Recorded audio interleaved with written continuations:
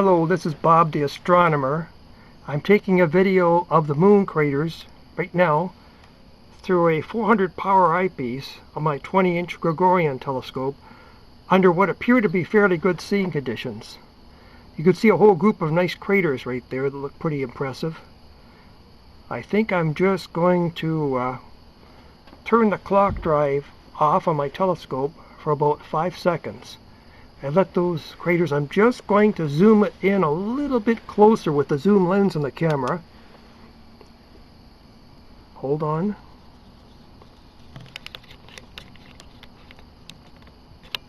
That's better. That's pretty good. You'll see the craters drift. I have to inch my way around here very carefully so as not to damage anything.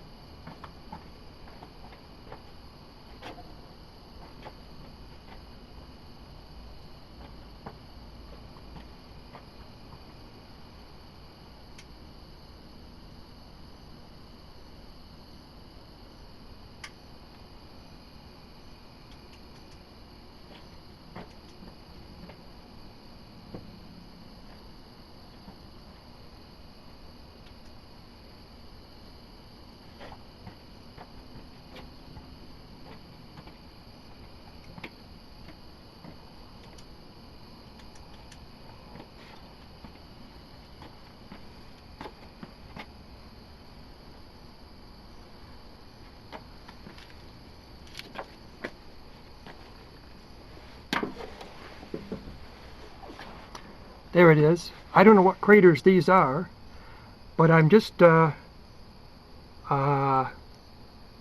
making a video of them with my an inexpensive little video camera. I would estimate that this is about the equivalent approximately of looking through a 600 power eyepiece. So the image quality seems to be fairly good on the computer screen, of the little screen on the video camera. So I'm going to let that run for a few more seconds and give you a look at that. And then I'm going to just let the clock drive turn the clock drive off and let some more craters drift in a little bit. I think that's about as accurately as I can get the focus right now. It looks pretty sharp on the screen. It's actually recording now pretty well. The camera just held with a little homemade mount right up close to a 400 power eyepiece on my 20-inch telescope. Earlier on I collimated the telescope quite accurately for the declination of the moon, and so it should be functioning pretty well. The weather conditions are really good tonight, just phenomenal. I might not get an opportunity this good again to do this work.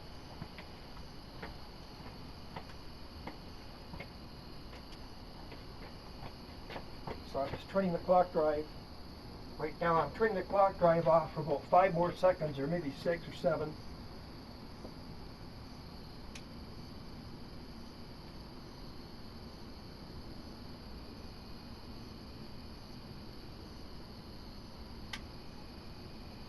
Give you a look at a slightly different group of craters. I'm manipulating my way around the area with a little flashlight.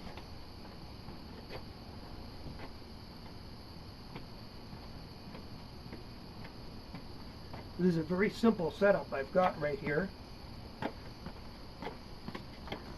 But anyway, I'm going to do my best to manipulate things around a bit. I let that drift along for about 7 seconds. You can see a nice group of craters right there. You might have noticed a little bit of air turbulence when I walked along, so the image might be getting a little sharper now. The sharpness will probably come and go. That's what amateur astronomers have to do, is they have to look through all kinds of various types of air turbulence and things like that. The focus position of the telescope might change a little bit too. So I've got some good reading glasses on, so I may try refocusing it in a few minutes. In fact, I might just try that very carefully right now and see what happens on the computer screen.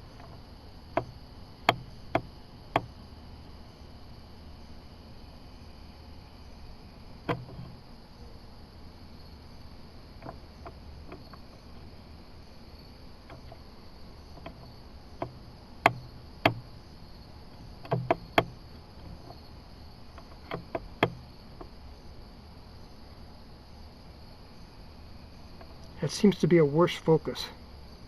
That seems to be about it right there. That's a better focus position right there. I may just let this video run just to give you an idea of what amateur astronomers have to do in order to get good image quality in their telescopes. I would say that's about the equivalent of looking through approximately a 600 power eyepiece right now. You can see quite a few different, fairly delicate shadings and markings in the craters right now. So I'll let that run for a few more seconds, and I'm going to turn the clock drive off again and let a slightly different portion of the moon drift through. That looks like it's about it. There's a nice sharp image right there. As far as I can tell on the camera's little screen, that's about as good as I'm going to get. The air turbulence is not too bad tonight, and it's a very clear night. So, you notice how the moon is not just standing still. There's a really good clock drive running. It's an ancient Byers clock drive that I bought many years ago, with analog motors in it and stuff like that. So, anyway, I'm going to manipulate my around and turn the clock drive off again. And then I'm going to try and sweep along the lunar terminator with the slow motion control and see what happens.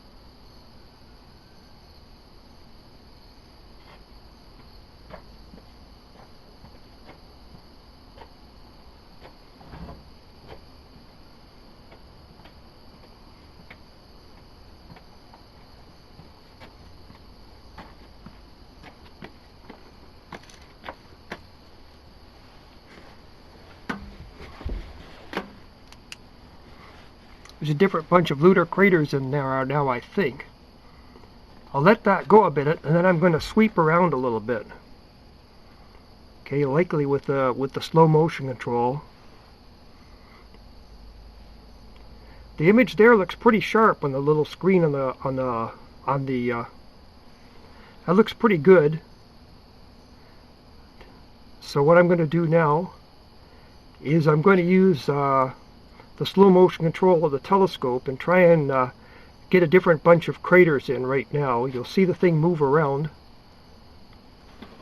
You notice the little mountain peaks sticking out in the darkness, like they're just catching the sun going over the lunar terminator, which is the night between day and night on the moon.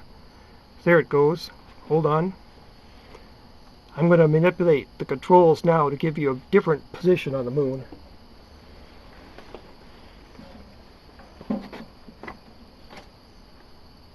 The air turbulence is not bad tonight, as far as I could tell. I had very nice sharp star images at 400 power near the moon before it came into the field of vision.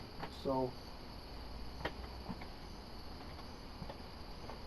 right now I'm just going to adjust the declination slow motion control. I think that you should still be able to hear what I'm saying as I'm moving around the observatory. In a different video I gave you a look at the observatory and the telescope and how it works. Now you're actually getting an actual view of the moon through it. What I'm going to do now is use the declination slow motion to try and get a different section of the moon in. Right about there looks really promising. I think I'm pretty close to a mountain range right now.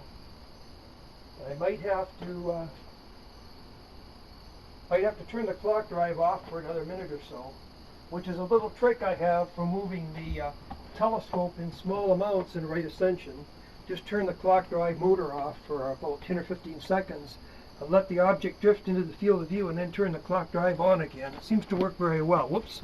I just bumped into the telescope very slightly with my shoulder. Let's see what kind of results I'm getting. Ooh, that's pretty good.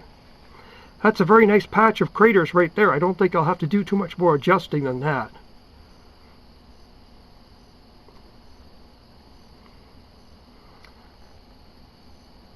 That's a nice view right there. I'm not sure what these craters are, but they're very sharp and clear as far as I could tell. What I'm going to do is I think I'll turn the clock drive off a little bit again and try and sweep a little bit more toward the terminator of the moon. So I'm just giving you sort of different views of different parts of the moon. The moon this is September the 22nd, 2016, and it's around 9:30 at night approximately, and the moon is in a gibbous phase between first quarter and full.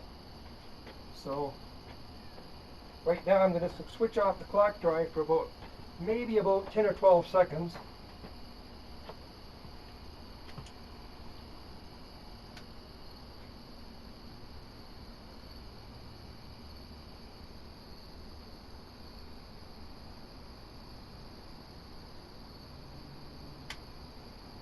Now we'll see what happens. Manipulate my way around to the eyepiece again. I have to circumnavigate the observatory to do that, because the slow motion control and declination on the clock drive switch is way over on the north side of the observatory, and I'm maneuvering my way around to the southwestern side of the observatory to use the eyepiece and stuff like that. That looks sort of promising right there. See what kind of results I'm getting now. Yeah, that's not too bad. That's right near the edge of the moon, all right. The focus still looks pretty good. I forgot to bring my reading glasses along to get a good sharp view of the what the computer screen shows, but the camera screen shows. But that looks pretty good. That looks very nice indeed. Very rugged craters right on the lunar terminator, with little bits of sunlight just lighting up some of the walls of the craters that are outside. I'm almost tempted to zoom in just a little bit on that feature and see if it looks really sharp or not. You'll see the telescope move around a bit.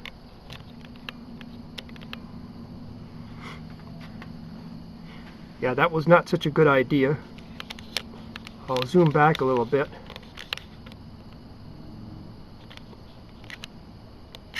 Now that's the wide angle setting of the zoom lens. This is on the camera itself. And now you're looking through it, sort of the wide angle view at 400 power. The image is very sharp right there on the screen of the little camera. I'm really surprised. You can see a nice range of craters there. So I'm just letting the image settle down a little bit. You can see the telescope swaying around a little bit. This might break up into two different videos, because my camera will go up to about 22 minutes and a little more. So I might just do a full 2-minute video and break it up into two videos to put on YouTube. So I'm just going to maneuver the telescope in declination a little bit again. Okay. Here goes.